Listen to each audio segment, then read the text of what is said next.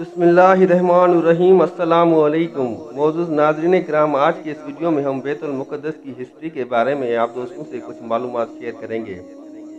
Video start کرنے سے پہلے آپ دوستوں سے بس اتنی سی التجا ہے، اگر ہو سکے تو میرے چینل کو سبسکرائب ضرور کر دیجیے گا۔ تو چلیے چلتے ہیں بنا ٹائم ویسٹ کیے ویڈیو کی طرف۔ معزز ناظرین کرام، بیت المقدس شہر کو نوح انسان عزت و تکریم کی نگاہ سے دیکھتا ہے۔ اس شہر کا ذرا ذرا مقدس ہے۔ اکثریت میں انبیاء کرام اسی شہر میں مبعوث ہوئے۔ شہر کے ارد گرد پھیلی ارض فلسطین کے لوگ آج بھی خود کو کسی نہ کسی انبیاء کی اولاد میں سے بتاتے ہیں۔ بیت المقدس مسلمانوں، عیسائیوں اور یہودیوں کے لیے یکساں قابل احترام ہے۔ عہد اسلام کا قبلہ اول اور حرم کعبہ اور حرم نبوی کے بعد تیسرا حرم ہے۔ حضور اکرم صلی اللہ علیہ وآلہ وسلم کے ہجرت کرنے کے بعد بھی 17 ماہ تک اسی جانب رخ کر کے نماز پڑھتے تھے، اور سفر معراج میں بھی یہی شہر آپ صلی اللہ علیہ وآلہ وسلم کی پہلی منزل تھا۔ انبیاء سابقین کی حضور اکرم صلی اللہ علیہ وآلہ وسلم نے بھی یہیں پر امامت فرمائی تھی۔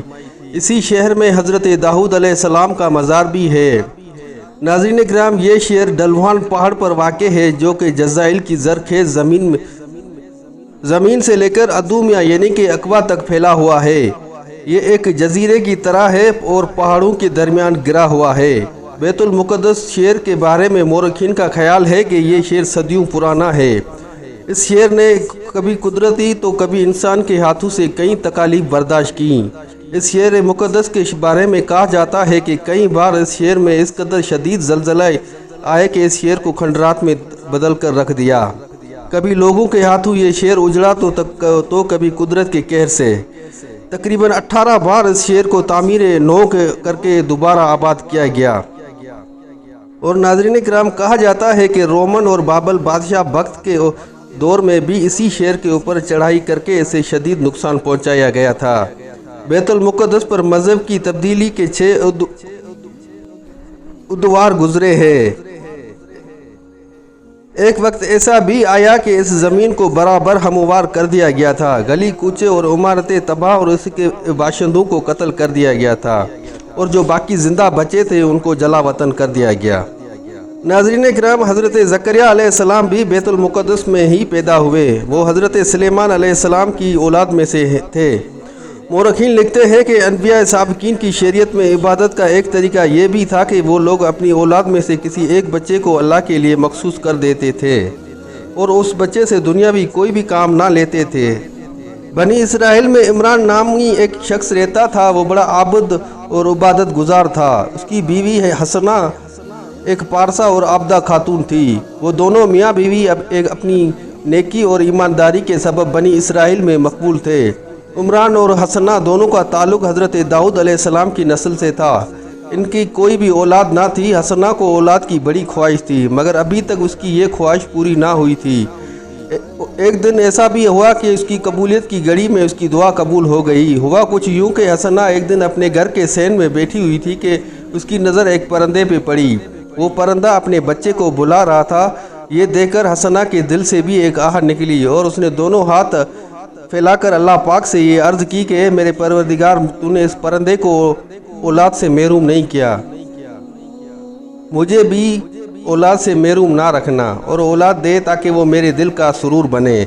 حسنہ کی یہ دعا مسترد نہ ہوئی۔ وہ دعا قبولیت کی گھڑی تھی، اسی لیے اس کی دعا قبول ہو گئی، اور کچھ ہی دنوں بعد اس کو بچے کا احساس ہونے پر اس نے نظر نیاز مان لی کہ اس کا جو بچہ ہوگا وہ دنیا میں آئے گا، وہ اس کو مسجد اقصی کی خدمت کے لیے وقف کر دے گی۔ حسنہ کا خیال تھا کہ اس کا بیٹا ہوگا، مگر اس کے برعکس اس کی بیٹی پیدا ہو گئی۔ اسی دوران اس کا شوہر عمران کا بھی انتقال ہو چکا تھا۔ حسنہ کے لیے بیٹی کی پیدائش بھی خوشی کی بات تھی، مگر وہ یہ سوچ کر پریشان تھی کہ بیٹی کی جگہ بیٹا ہو جانے پر اس کی نظر پوری ہو جاتی، جو اس نے نظر نیاز کی نیت کی تھی۔ مگر اللہ تعالیٰ نے حسنہ کے اس افسوس کو خوشی میں تبدیل کر دیا اور فرمایا، ہم نے تیری لڑکی کو ہی قبول کیا، اسی وجہ سے تیرا خاندان بھی اور بھی معزز اور مبارک پایا۔ چنانچہ حسنہ نے لڑکی کا نام مریم رکھ دیا، جس کے سریانی معنی یہ ہے کہ خادمہ، اور اس کو مسجد اقصی کے لیے ہمیشہ کے لیے وقف کر دیا۔ नाज़रीन इकराम, एक रवायत में ये भी आता है कि हज़रत सुलेमान अलैहिस्सलाम ने कई बरस तक हुकूमत की। हज़रत दाऊद अलैहिस्सलाम ने जो बैतुल मुक़द्दस बनाया था उसे हज़रत सुलेमान ने और भी ऊपर बड़ा करके बनवाया। ये काम मुकम्मल हो जाने पर जुनू को हुक्म दिया कि इसकी दीवारें संगे सफ़ेद की बनाओ।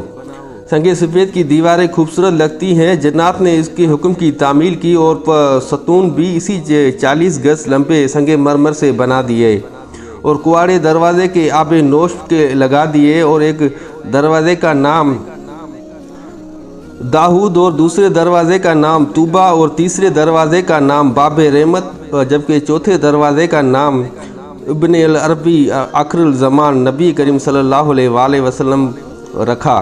इसकी छत भी बहुत ही कीमती लकड़ी से बनाई थी। दीवारें सोने की थी। मस्जिद की कंदलीन चांदी की लगाई गई थी। कंदलीन की जगह लाल शब चुराग था। इसकी रोशनी से सब रोशन हो जाता था। कंदक सुरख से कंदीलों को तरतीब दिया था। इसकी रोशनी 3 कोस तक जाती थी।